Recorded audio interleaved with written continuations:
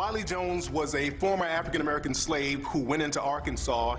He stacked his money up and he became a railroad owner. He owned a railroad system, and the city of Pine Bluff, Arkansas ended up buying his railroad system, and that system is still owned by Pine Bluff right now.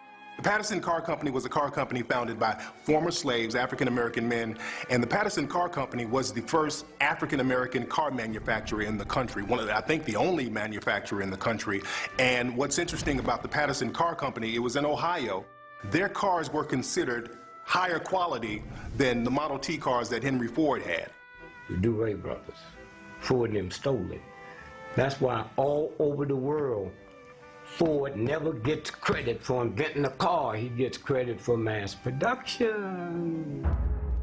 The cars began coming off the assembly line at the rate of 1 every 40 seconds. Until that, they take one car and put it together. One car and put it together. But where did he get that from? George Washington Carver. George Washington Carver was never around black folks till he went to Tuskegee. His mother and father died or was killed. And a white family adopted him from Iowa. You know, black folks in Iowa, except football players. So he went to grade school, high school, and they didn't have no segregated schools. They didn't have enough people. And so now George Washington Carver leaves after he get all his education come out there. He goes to Tuskegee. Henry Ford came down to visit, like he always see his friend. And he said, Mr. Ford, I got something here. Study plants. And so if you take this back and give it to your engineers, they can build more than one car at a time. He took it back. Mass production all over the world is called the plant, right? Everybody made joke of him because they said, well, you know, what, the plants are talking to him?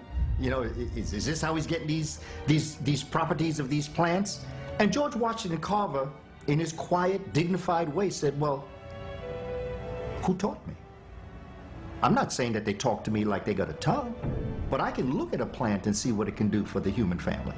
The military came to George Washington Carver, and they said, we need you to do something for us.